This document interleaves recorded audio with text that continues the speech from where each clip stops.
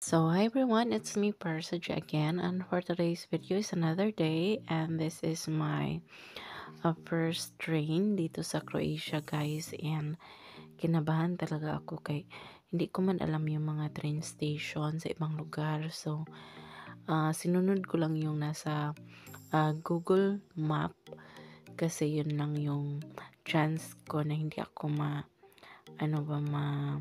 ligaw ng landas.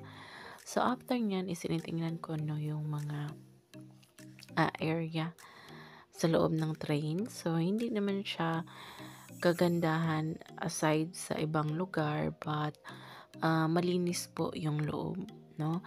Yun lang yung ma-assure and ko sa inyo na maganda yung loob, malinis.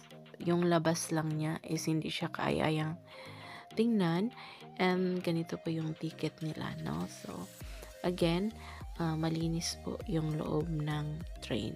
Then sakto lang din yung takbo ng train guys, no?